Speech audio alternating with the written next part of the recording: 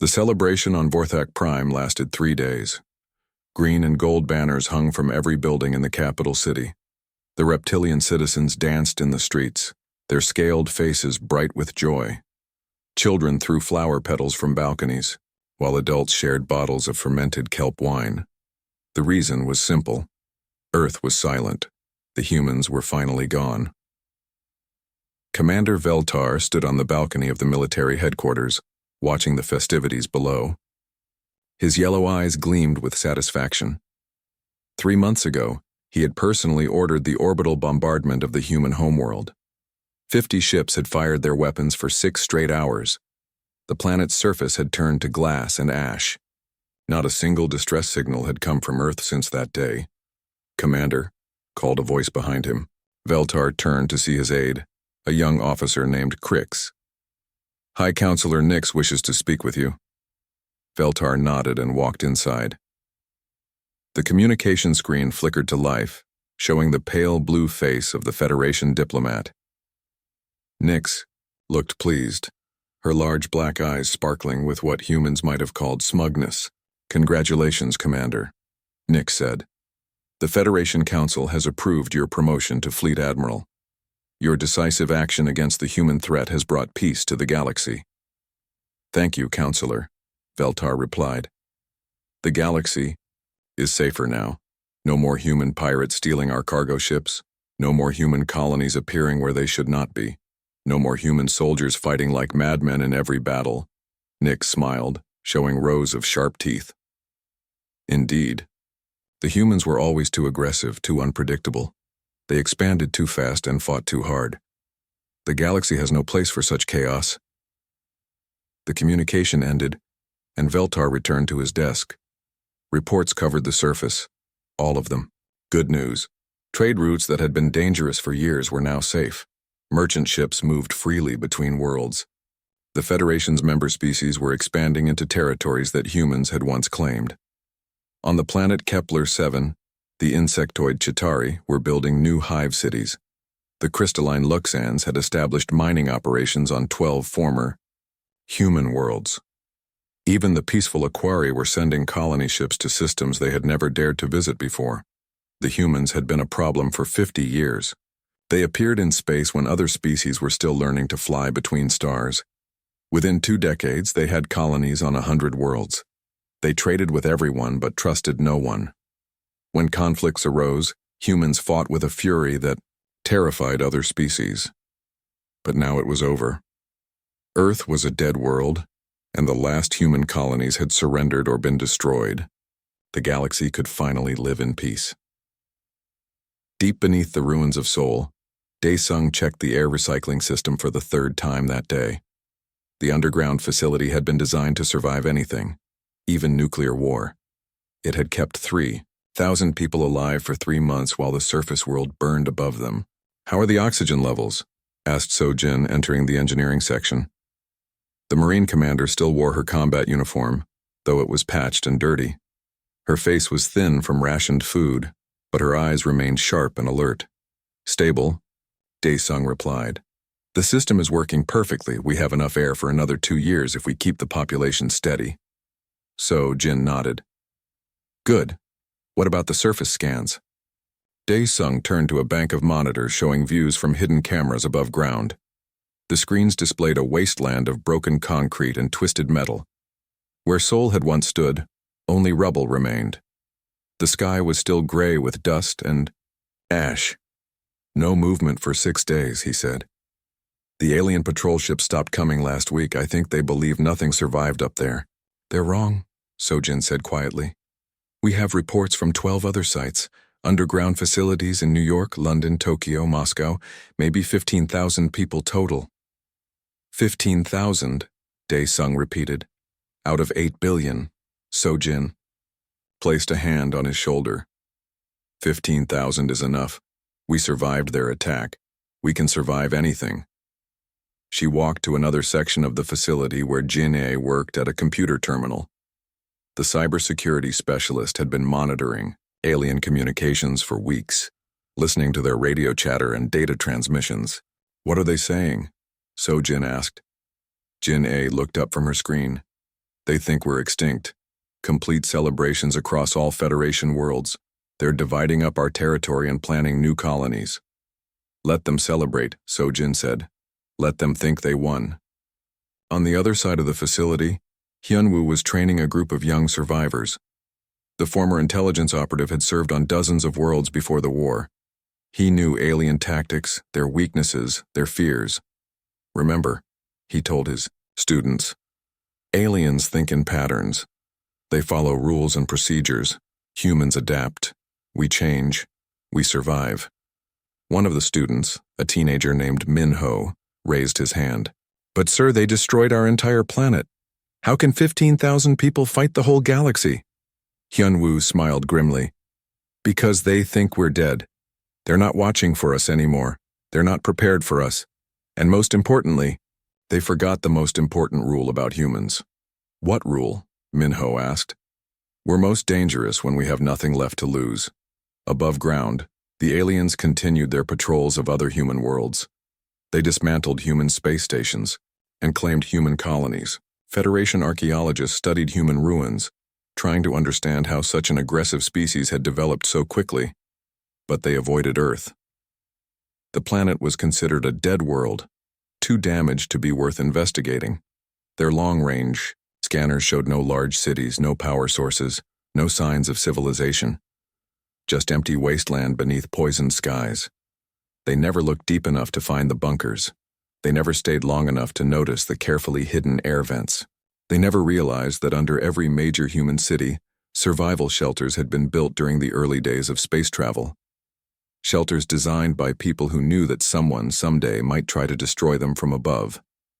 In the depths of the London bunker, Mi Young worked on her latest project.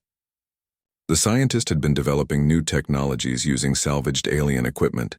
She studied captured Vorthak weapons, learned how their shields worked, analyzed their computer systems. If we're going to fight back, she told her assistant, we need to understand their technology better than they do. Across the galaxy, the Federation continued its celebration. Ships carried news of humanity's end to every corner of known space. The great threat was gone. The galaxy was safe. They were wrong. In hidden chambers beneath Earth's scarred surface, 15,000 humans were learning, planning, and preparing. They studied their enemies through intercepted communications. They salvaged alien technology from crash sites. They trained new soldiers and built new weapons. The aliens thought Earth had fallen. They thought humanity was finished. They would learn otherwise soon enough. 6 weeks after the celebrations ended, strange things began happening across Federation space. It started small. A cargo ship carrying food supplies to the Kepler colonies simply vanished between jump points. No distress signal, no debris field. One day it was there, the next day it was gone. Fleet Admiral Veltar received the report during his morning briefing. He barely glanced at it. Space was dangerous.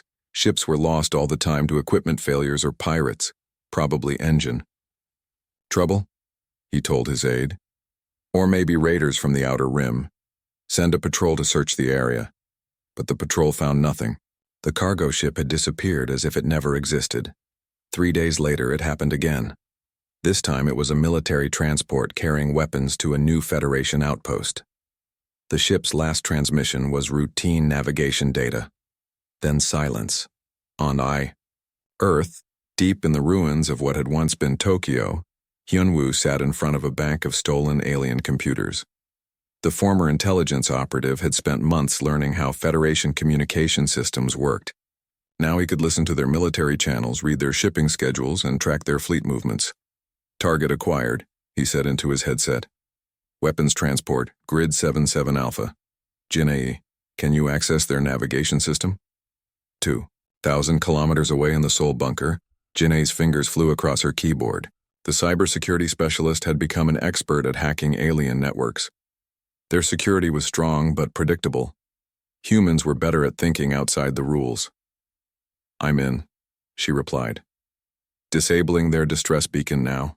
Navigation is going offline in 30 seconds. Perfect, Hyunwoo said.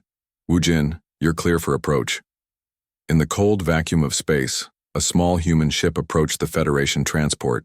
The vessel was barely 50 meters long, built from salvaged parts and powered by a reactor that should not have worked. But human engineers had always been good at making impossible things function. Woojin piloted the ship with steady hands. The former scout had learned to fly during the early days of human expansion. He knew how to move through space without being detected, how to approach targets without triggering alarms. The Federation transport drifted helplessly, its crew confused by the sudden system failures. They never saw the human ship dock with their hull. They never realized strangers were walking through their corridors until it was too late. Within an hour, the transport was empty. Its cargo of advanced weapons disappeared into human hands. The crew found themselves stranded on a small moon, with enough food and water to survive until rescue arrived. They would have no memory of what their attackers looked like or how many there had been. The pattern continued for weeks. Supply convoys vanished. Automated defense platforms suddenly turned their weapons on Federation ships. Communication networks experienced blackouts that seemed to move across space like living things. On Vorthak Prime, Fleet Admiral Veltar stared at reports that made no sense. 17 ships lost in 6 weeks, 23 supply raids, 42 communication disruptions. The attacks were too coordinated to be random, too sophisticated to be the work of ordinary pirates. "Sir," said his aide, "High Counselor Nix is requesting another meeting." The screen flickered on, showing Nix's concerned face. "Admiral, we need to discuss these incidents. The Federation Council is asking questions." "They're equipment failures," Veltar insisted. "Old ships, outdated systems. Perhaps some organized pirates taking advantage of reduced security." 17 ships don't just disappear, Nix replied. "And how do pirates hack military-grade defense platforms?" Veltar's claws scratched against his desk. "What are you suggesting?" "I'm not suggesting anything. I'm observing facts. These attacks began exactly 43 days after our bombardment of Earth. They follow patterns consistent with military intelligence operations, and they're targeting our newest colonies in former human territory." "The humans are extinct," Veltar said, firmly. "I watched their planet burn. Nothing could have survived that bombardment." Nix was quiet for a moment. "Perhaps. But something is happening out there. Something intelligent. Something that knows our shipping routes, our communication protocols, our defense systems." After the call ended, Veltar sat alone in his office. He pulled up the orbital scans of Earth from 3 months ago. The images showed a dead world covered in ash and rubble. No power sources, no heat signatures, no signs of life anywhere on the planet's surface.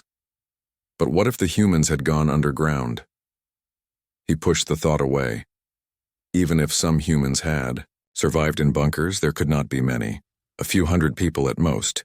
They would be focused on basic survival, not launching coordinated attacks across the galaxy. Far below the surface of Earth, in a hidden facility that had once been a subway tunnel, Mi Young examined her latest acquisition. The alien weapon was elegant in its simplicity, a compact energy rifle that could punch through any known armor. The power cell was particularly interesting. "How many of these did we capture?" she asked her assistant. 47 rifles, 12 heavy weapons, and enough power cells to keep our systems running for years," came the reply. "Plus, the technical manuals were still in the ship's computer." Mi Young smiled. The aliens were helpful that way. They documented everything, stored all their technical data in easily accessible formats. It made reverse engineering their technology much simpler. She had already learned how their shield generators worked. The power systems were efficient, but inflexible. The weapons were deadly but required specific maintenance procedures. Most importantly, she had discovered their computer networks used the same basic protocols across all Federation species. Jin'e's voice came through the communication system. "Mi Young, I need you to look at something. We intercepted some interesting data from that last raid." Mi Young walked to the communication center where Jin'e was studying streams of alien text on her screens. "What did you find?" "Fleet movement orders," Jin'e said. "The Vorthaks are pulling ships back from the outer colonies. They're concentrating their forces around major population centers. They're getting nervous. Better than that. Look at this." Janae pointed to a specific section of text. They're planning a major inspection of Earth next month. Full scientific survey, archaeology teams, the works. Mi-young frowned. That's not good. If they bring enough people, they might find one of our facilities. Maybe, Ginny said. Or maybe it's an opportunity. Across the galaxy, Federation citizens began to whisper about the disappearing ships. Some called them ghost attacks. Others blamed equipment failures or insider sabotage. A few suggested something more disturbing, but those voices were quickly silenced by government officials. The God King Mordeth of the Vorthak Empire paid little attention to the reports. He ruled from his throne world at the center of Vorthak, space, surrounded by luxury and power. The loss of a few cargo ships was insignificant compared to the great victory over humanity, but his nephew, Prince Zalthek, was more curious. The young Vorthak had been studying military tactics and found the attack patterns intriguing. They reminded him of something he had read in captured human military manuals. "Uncle," he said during a private audience, "these ghost attacks follow human doctrine. Small units, hit-and-run tactics, psychological warfare." Mordeth's golden eyes fixed on his nephew. "The humans are dead. Do not speak nonsense." "But what if some survived? What if they're hiding somewhere, rebuilding?" The God King's massive form rose from his throne. If any humans survived, they would be broken, scattered, desperate. They would beg for mercy, not launch attacks across the galaxy. Prince Zalthek bowed his head. "Of course, uncle. Forgive my foolish thoughts." But privately, he began collecting reports of the ghost attacks. The patterns were too familiar to ignore. Someone out there was using human tactics, human intelligence methods, human technology modified with captured alien equipment. On Earth, 15,000 humans worked in the darkness beneath the ruins of their world. They learned alien languages, studied alien technology, and planned their next moves. The galaxy thought they were dead. Soon, the galaxy would learn how wrong they were. The archaeological team landed on Earth during the planet's artificial winter. Dr. Kelnax led the expedition, her 6 legs carefully picking through the rubble that had once been New York City. The Chitauri scientist was excited to study human ruins. Her people had always been curious about the aggressive species that had appeared so suddenly in galactic affairs. "Fascinating," she said, her translator device converting her clicks and buzzes into standard Federation speech. "The humans built their structures with such redundancy. Look at these support beams, they over-engineered everything." Her team of 12 specialists spread across the ruins, taking samples and recording data. They found melted glass that had once been windows, twisted metal that had been vehicles, and strange concrete structures that seemed designed to withstand massive impacts. On the 3rd day, Dr. Yixtal noticed something odd. The young Luxan geologist was examining a crater when her crystalline form began to resonate with unusual energy patterns. "Dr. Kelnax," she called, her voice like wind chimes. "These blast patterns are wrong." The team leader approached, her compound eyes examining the crater. "What do you mean? The bombardment came from orbit, correct? But look at these scorch marks. Some of them go upward, not down, as if something was firing back from underground." Dr. Kelnack studied the evidence more carefully. The young geologist was right. Mixed in with the orbital bombardment damage were signs of weapons fire from below. Someone had been shooting back. "Perhaps automated defense systems," she suggested. Humans were known for their paranoid security measures. But that night, when the team made camp in the ruins of what had been Central Park, their sensors detected movement. Something large was shifting through the rubble 2 kilometers away. The readings appeared for exactly 17 seconds, then vanished. "Equipment malfunction," decided Dr. Kelnax. "The radiation from the bombardment is interfering with our instruments." She was wrong. Wujin watched the alien camp through enhanced optics from his hiding place in the subway tunnels. The scout had been tracking the archaeological team since they landed. His orders were simple: observe and report. Do not engage unless absolutely necessary. But the aliens were getting too close to the hidden entrance of Shelter 7. If they continued their current search pattern, they would find the concealed air vents within 2 days. He activated his communication device. "Base, this is Scout 1. We have a problem." In the Seoul facility, Sojin listened to Woojin's report with growing concern. The Marine commander had hoped the aliens would stay away from Earth for at least another year. They needed more time. "To prepare. How many are there?" she asked. 12 scientists, no military escort.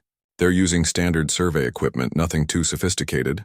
I could handle them, but if an entire archaeological team disappears, they'll send a fleet to investigate," Sojin finished. "We're not ready for that kind of attention." She thought for a moment. The humans had been careful to make their attacks look like equipment failures or pirate raids. No one suspected that Earth's supposedly extinct population was responsible. If the aliens discovered human survivors now, everything would change. "New plan," she said. "We're going to give them exactly what they expect to find." 2 days later, Dr. Kelnax made the discovery that would change everything. Her team found a collapsed building that had been a hospital. In the basement, they discovered what appeared to be an emergency shelter. The entrance had been sealed, but recent seismic activity had cracked it open. "Incredible," she whispered, shining her light into the darkness. "A human survival bunker." The team carefully entered the facility. Emergency lighting flickered on as they descended, powered by some kind of backup system. The walls were lined with supplies, food, water, medical equipment, everything needed for long-term survival. But the shelter was empty. No bodies, no signs of recent habitation, just dust and silence. "They tried to survive," Dr. Yixtal observed, "but the bombardment must have breached their life support systems." Dr. Kelnax was about to agree when she noticed something strange. The food supplies were old, but not 3 months old. Some of the ration packages had expiration dates from before the bombardment. If people had been living here recently, they would have eaten the oldest food first. She was examining a medical station when the lights went out. Emergency lighting bathed everything in red. Then came the sound of metal doors slamming shut. The archaeological team found themselves trapped in the bunker with no way to contact their ship. "Stay calm," Dr. Kelnax ordered. "It's probably just a security system activation. We'll find the manual override." But there was no manual override. The bunker had been modified, turned into something between a shelter and a trap. Hidden cameras watched the aliens as they searched desperately for an exit. Audio pickups recorded their conversations. For 18 hours, the team remained trapped while their rescuers searched the surface. When the doors finally opened, the aliens stumbled out into daylight, grateful to be free. They never realized that during those 18 hours, every piece of equipment they carried had been carefully examined, copied, and modified. Their computer systems now contained hidden programs that would activate later. Their communication devices had been fitted with nearly invisible transmitters. Most importantly, one team member was missing. Dr. Yixtal had been the youngest, the most curious, and unfortunately for her, the most observant. She had noticed, too, many details that didn't make sense. The humans couldn't afford to let her share those observations with Federation authorities. The remaining team reported that their colleague had fallen into a collapsed section of the bunker. They had recovered her equipment but not her body. The official report listed her as killed in an archaeological accident. In reality, Dr. Yixtal was very much alive, sitting in a comfortable cell deep beneath the ruins of Seoul. Mi Young had many questions to ask her about Federation technology, and the Luxan scientist was proving surprisingly cooperative once she understood her situation. "Your species is supposed to be extinct," she said, her crystalline form pulsing with confused energy. "We got better," Mi Young replied. The interrogation revealed valuable information about Federation military capabilities, communication networks, and political structures. Dr. Yixtal also confirmed what the humans had suspected. The aliens had no idea that Earth's population had survived. "They celebrate your destruction," the Luxan admitted. "Your territories are being divided among Federation members. No one believes any humans could have lived through the orbital bombardment." "Good," said Mi Young. "Let them keep believing that." Meanwhile, the archaeological team's report triggered exactly the response Sojin had hoped for. Federation officials read about the empty bunker and concluded that some humans had initially survived the bombardment but died shortly afterward. The discovery actually reinforced their belief that humanity was extinct, but Prince Zalthek, still studying the ghost attacks, noticed something interesting in the archaeological report. The team had experienced equipment failures during their mission. Their communication systems had malfunctioned. Their sensors had given false readings, the same types of technical problems that had been plaguing Federation ships for months. He brought his concerns to his uncle, God King Mordeth, during their weekly audience. "Uncle, I believe the archaeological mission to Earth encountered the same entities responsible for the ghost attacks." Mordeth's golden eyes narrowed. "You think the archaeological team was attacked by ghosts?" "I think they encountered whoever has been raiding our supply convoys. The equipment failures match the pattern perfectly." The God King considered this. "Even if you are correct, what does it matter? Ghosts or pirates or equipment failures, the result is the same. A few lost ships do not threaten the Empire." "But Uncle, what if it's not ghosts or pirates? What if some humans survived?" Mordeth's massive form leaned forward on his throne. "If humans survived, they would be broken remnants hiding in caves. They would not be capable of coordinated attacks across multiple star systems." Prince Zalthek bowed respectfully. "Of course, Uncle, but perhaps we should increase security around our core worlds, just to be safe." "Very well," Mordeth agreed. "Double the patrols around Vorthak Prime. If these ghosts want to play games, let them try their tricks against our best defenses." It was exactly what the humans had been hoping for. Increased patrols meant more ships to target, more equipment to capture, more opportunities to study Vorthak military procedures. On Earth, Yunwu smiled as he read the intercepted orders. The aliens were starting to take the ghost attacks seriously, but they still didn't understand what they were really facing. "They're pulling ships from the outer colonies," he reported to Sojin, "concentrating forces around their major worlds." "Perfect," the Marine commander replied. "That leaves their new colonies in former human territory lightly defended." It was time for the next phase of their plan. The aliens thought they had won a war.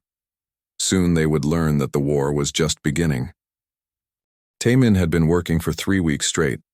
The communication specialist sat surrounded by 12 different alien computer systems, each one jury-rigged with human modifications.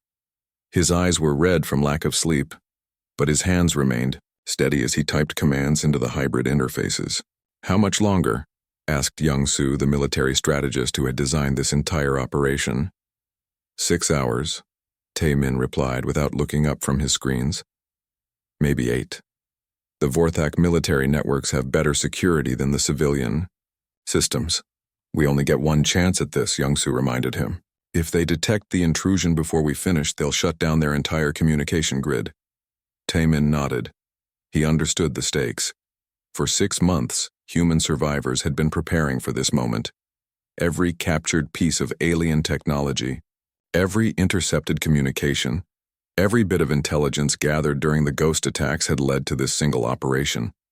They were going to tell the galaxy that humanity was still alive. Across Earth's hidden network of bunkers, similar scenes were playing out. In the ruins of London, former BBC engineer Park Sung-ho worked with a team of technicians to hack into Federation news networks. In what had been Moscow, computer expert Lee Hye-jin prepared to take control of diplomatic communication channels. The plan was ambitious beyond anything humans had attempted before. At exactly the same moment, they would simultaneously broadcast their message through every major communication system in Federation space. Military channels, civilian networks, diplomatic frequencies, even entertainment broadcasts would carry the same signal. The galaxy would have no choice but to listen. In his command center beneath Seoul, Sojin watched the final preparations. The Marine commander had changed greatly over the past 6 months. The thin, desperate survivor had become something harder, more dangerous. Her uniform was clean now, her equipment military-grade technology captured from Federation forces. "Status report," she ordered. Yunwu consulted his tablet. "All teams are in position. We have control of communication hubs on 47 Federation worlds. The recording is ready for broadcast. Sojin nodded. The recording had taken weeks to prepare. It showed the truth that the Federation refused to believe. Humanity had not only survived but was thriving in ways the aliens could never imagine. "Begin the operation," she commanded. Taemin's fingers flew across his keyboards. One by one, alien communication networks fell under human control. The security systems that protected these networks were sophisticated, but predictable. Human hackers had spent months learning their patterns, finding their weaknesses. On Vorthak Prime, Fleet Admiral Veltar was reviewing patrol reports when every screen in his office suddenly went black. For a moment, he thought it was a power failure. Then the screens flickered back to life, showing something impossible. A human face looked back at him. The man was young, maybe 30 years old, with dark hair and calm eyes. He wore a clean uniform that Veltar didn't recognize. Behind him was a control room filled with advanced technology, human and alien systems working together in ways that should not have been possible. "Greetings," the human said in perfect Federation standard. "My name is Captain Dong-wook of the Earth Defense Force. I have a message for the Galactic Federation." Veltar tried to change the channel, but nothing worked. The human's face remained on every screen, his voice coming through every speaker in the building. The same thing was happening across Vorthak Prime, across the entire Federation. "6 months ago you bombed our homeworld," Captain Dong-wook continued. "You believed you had destroyed humanity. You celebrated our extinction. You divided our territories among yourselves. You were wrong." The image changed, showing underground cities carved from solid rock. Thousands of humans worked in facilities that rivaled anything the Federation had built. Gardens grew under artificial suns. Children played in parks protected by energy shields. Factories produced weapons and vehicles using technology that looked decades ahead of anything the aliens possessed. "We did not die," the captain said. "We adapted. We learned. We prepared." Fleet Admiral Veltar stumbled backward from his desk. The images on the screen showed impossible things. Humans operating Vorthak computers. Human engineers working on Chitauri mining equipment. Human soldiers carrying weapons that looked like improved versions of Federation military hardware. "You taught us valuable lessons during your attack," Captain Dong-wook continued. "You showed us that the galaxy sees humanity as a threat to be eliminated rather than a species to be respected. You demonstrated that peaceful coexistence is impossible while the Federation exists in its current form." The images shifted again, showing something that made Veltar's blood run cold. Massive shipyards hidden in asteroid fields, their locations disguised by the same stealth technology that had made the ghost attacks possible. Human workers swarmed over vessels that combined the best of human engineering with captured alien technology. "We have spent 6 months studying your weaknesses," the captain said. "We know your military protocols, your trade routes, your defensive capabilities. We have infiltrated your computer networks, your communication systems, your government databases. There is nowhere in Federation space that we cannot reach." On a dozen Federation worlds, alien leaders watched the broadcast with growing horror. The humans weren't showing them propaganda. They were showing them security footage from Federation facilities, classified military documents, private communications between government officials.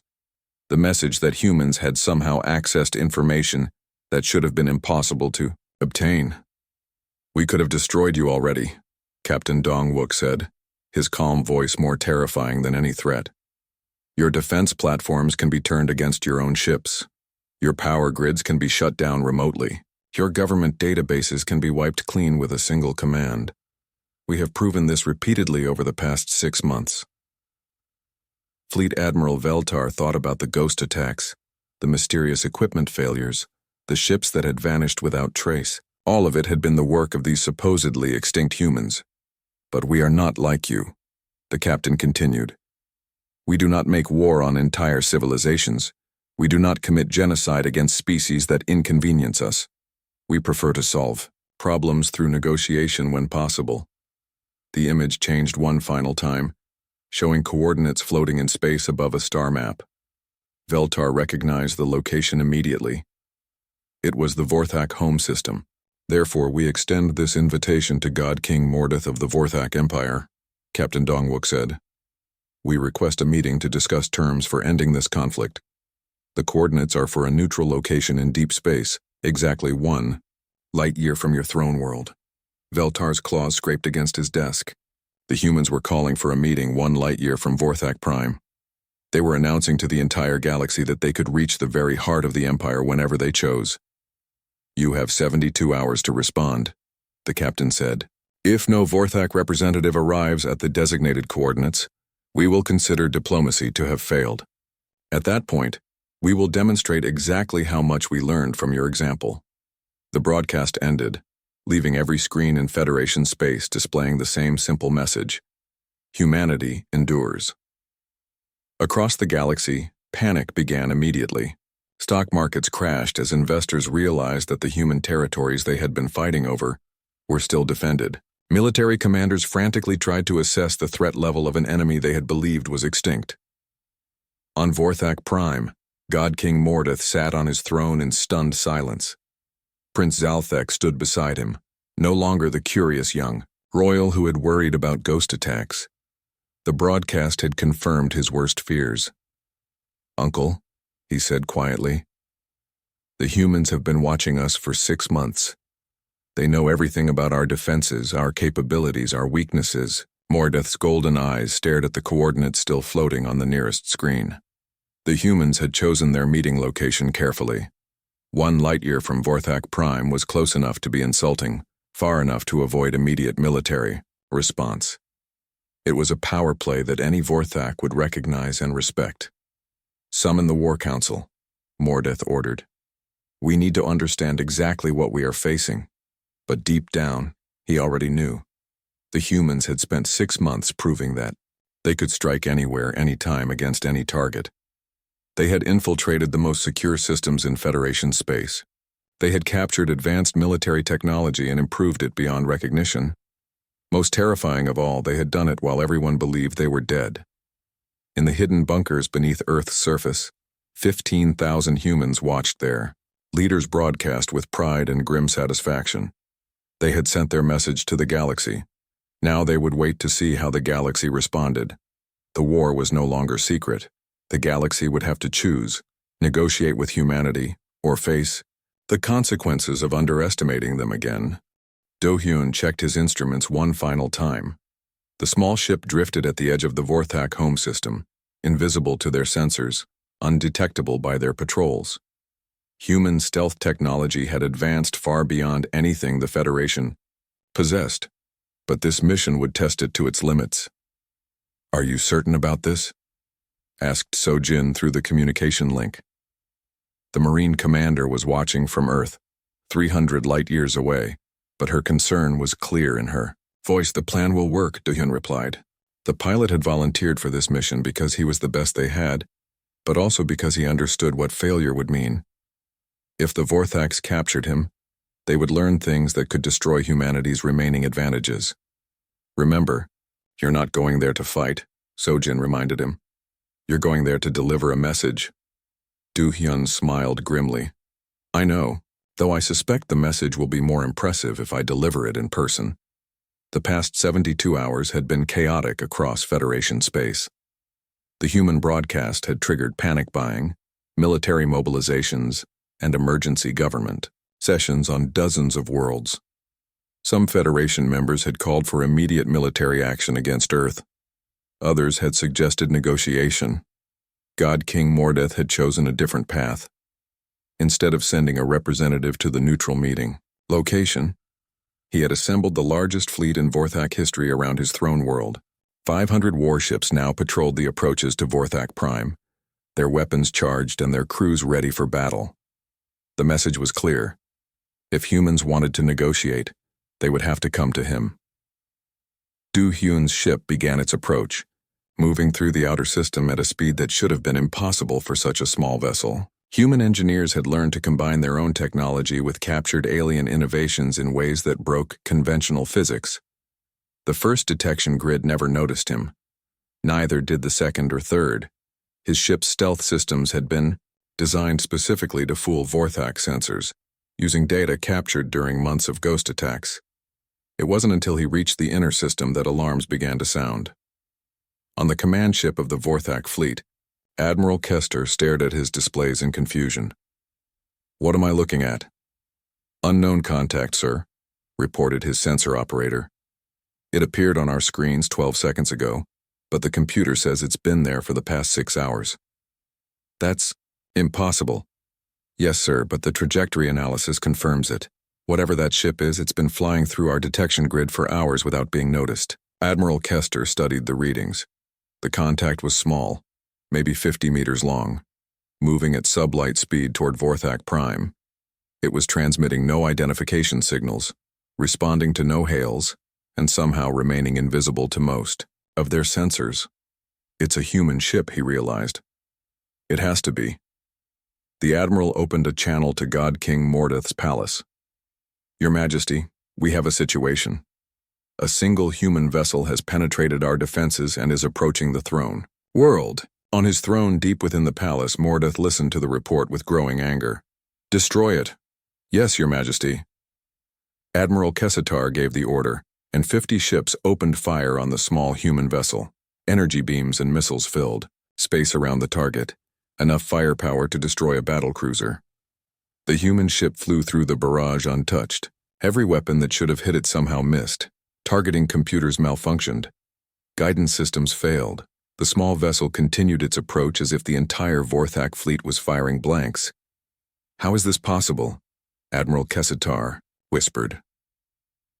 Inside his ship, Do-hyun monitored the Vorthak fleet's increasingly desperate attempts to stop him. Jinny and her team had done excellent work programming the countermeasures. Every Vorthak weapon system had hidden vulnerabilities that human hackers had discovered and exploited. "Vorthak Prime Control," he said, opening a communication channel. "This is the human vessel Defiance requesting permission to land at the Royal Palace." The response was immediate and predictable. "Human vessel, you are ordered to surrender immediately or be destroyed." "I'm afraid surrendering is not on my agenda today," Do-hyun replied pleasantly. "I have an appointment with God King Mordeth. Please clear a landing zone near the throne room. You will be shot down before you reach the surface." "I don't think so." Do-hyun was right. As his ship entered Vorthak Prime's atmosphere, the planet's defensive systems tried to engage. Surface-to-air missiles launched from hidden silos. Energy cannons swiveled to track the descending vessel. Orbital platforms repositioned to get clear shots. None of it worked. The missiles exploded harmlessly against the ship's shields. The energy cannons powered down due to sudden electrical failures. The orbital platforms found their targeting computers displaying error messages in a human language. The ship landed in the palace courtyard, exactly where Do-hyun had planned. Its landing ramp lowered, and a single human stepped out. Do-hyun looked exactly like what he was, a pilot who had spent 6 months planning for this moment. His uniform was clean but practical. His expression was calm but alert. He carried no visible weapons, though the Vorthak guards who surrounded him quickly discovered that their own weapons had mysteriously stopped functioning. "I am Do-hyun of the Earth Defense Force," he announced. "I request an audience with God King Mordeth." The guards tried to arrest him, but their stun weapons produced only sparks. Their communication devices crackled with static. Even their body armor seemed to be malfunctioning, its power systems failing one by one. Prince Zalthek appeared in the courtyard, having heard the reports of the impossible landing. He studied the human with fascination and growing respect. This was what a survivor of humanity's supposed extinction looked like, confident, prepared, and utterly unafraid. "You are either very brave or very foolish to come here," the prince said. Do-hyun smiled. "Perhaps both. Will your uncle see me? Or shall I wait here until your guards figure out why their weapons don't work?" Prince Zalthek made a decision that would change galactic history. "Follow me." The throne room of God King Mordeth was designed to intimidate. The ceiling soared 30 meters overhead. Massive pillars supported a roof carved with scenes of Vorthak military victories. The throne itself was cut from a single piece of crystallized metal, elevated on a platform that required visitors to look up at their ruler. Mordeth was an impressive figure even by Vorthak standards. 3 meters tall, covered in golden scales, with eyes that glowed like molten metal. He had ruled the Vorthak Empire for 40 years, conquering 17 worlds and establishing his people as the dominant military force in the Federation. Du-hyun walked into the throne room alone, his footsteps echoing in the vast space. He stopped at the base of the platform and looked up at the God King without bowing, without showing any sign of submission. "Your Majesty," he said politely. "Thank you for agreeing to see me." Mordeth's voice boomed through the chamber. "You have violated our space, penetrated our defenses, and made a mockery of our security. Give me one reason why I should not have you executed immediately." "Because your weapons don't work," Do-hyun replied calmly. The God King gestured to his guards. 20 elite warriors raised their weapons, the finest energy rifles in the Vorthak arsenal. They pulled their triggers. Nothing happened. The weapons remained silent, their displays showing system errors in human text. The guards looked at their rifles in confusion, pressing buttons and checking power cells that should have been fully charged. "Impressive technology," Mordeth admitted, though his voice carried dangerous undertones. "But parlor tricks will not save your dying species." Du-hyun reached into his uniform and pulled out a small device. Several guards moved toward him, but stopped when their armor systems began shutting down one by one. "This is not a trick, Your Majesty. This is a demonstration." He activated the device. Every screen in the throne room flickered to life, showing real-time feeds from across Vorthak Prime. The planet's power grid was displayed in perfect detail, with human-controlled access points marked in red. There were thousands of them. "For the past 6 months, we have been studying your infrastructure," Do-hyun explained. "Your power plants, your communication networks, your transportation systems, your military bases. We know how everything works, because we helped design the improvements." Mordeth leaned forward on his throne. "What do you mean?"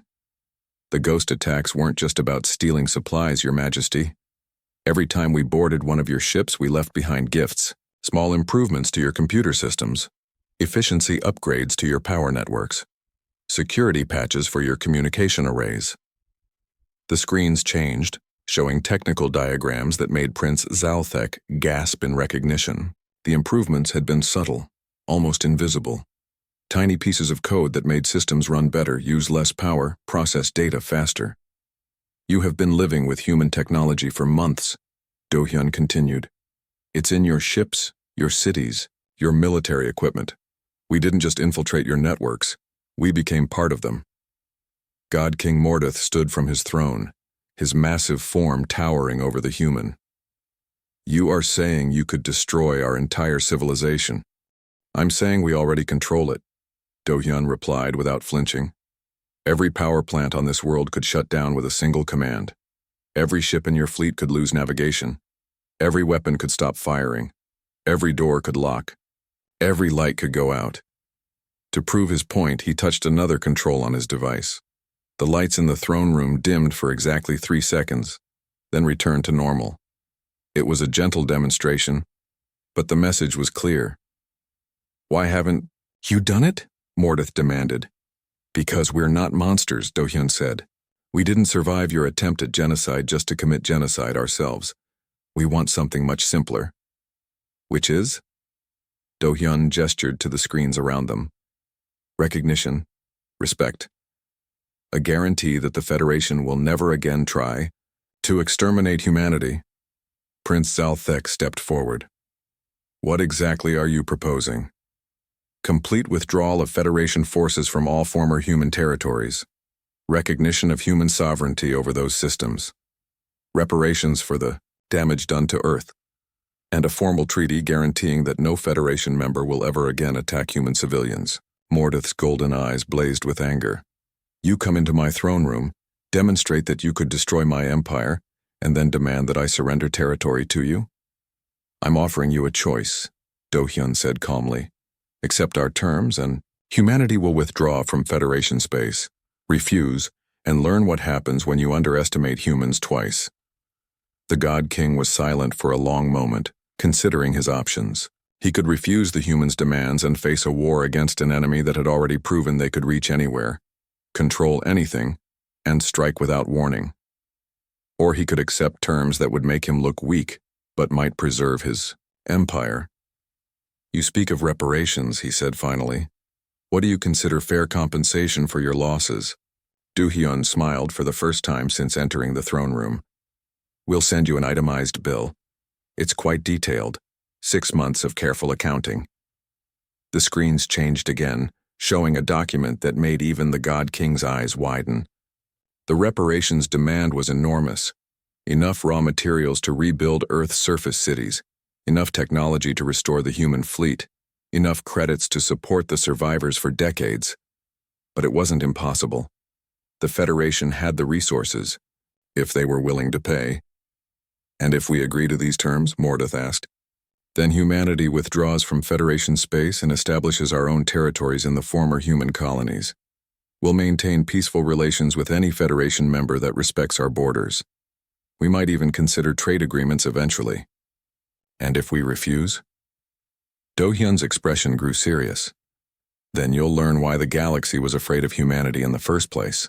But this time, you won't see us coming until it's too late."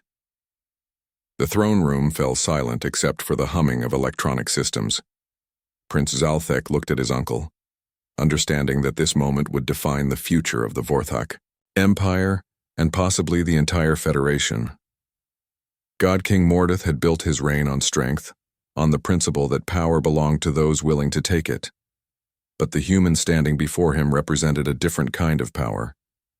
Not the crude force of warships and armies, but the subtle strength of intelligence, preparation, and patience. The humans had turned the Federation's own technology against them. They had infiltrated every system, controlled every network, and done it all while everyone believed they were extinct. It was a masterpiece of strategic thinking that even Mordeth had to respect. "Very well," he said finally. "The Vorthak Empire accepts your terms." Do-hyun bowed slightly, showing respect without submission. "Thank you, Your Majesty. I believe this is the beginning of a much better relationship between our peoples." He touched his device one more time. Across the throne room, weapons began working again. Power systems came back online. The demonstration was over. "My ship will be leaving now," Do-hyun announced. "The formal treaty documents will be transmitted to your government within 24 hours. I suggest you share our agreement with the other Federation members quickly. Some of them may need time to adjust their expectations." As he walked toward the throne room exit, Prince Zalthek called after him. "How many of you survived?" Do-hyun paused at the doorway. "Enough." He left the throne room and walked through corridors filled with confused guards whose weapons had mysteriously started working again. His ship waited in the courtyard, surrounded by Vorthak soldiers who no longer tried to stop him. As the human vessel lifted off from Vorthak Prime, Admiral Kessitar received new orders from the God King. The fleet was to stand down. No weapons were to be fired at the departing ship. The war with humanity was over before it had truly begun. Do-hyun's ship accelerated away from the planet and vanished into hyperspace, leaving behind a galaxy that would never again underestimate the species that had supposedly died 6 months ago. On Earth, in the hidden bunkers beneath the ruins of civilization, 15,000 humans celebrated their victory. They had faced extinction and survived. They had been written off as dead and proven they were very much alive. Most importantly, they had knocked on the door of their enemy's greatest stronghold and negotiated from a position of absolute strength. The galaxy had learned a valuable lesson. Reports of humanity's death had been greatly exaggerated, and humanity was just getting started.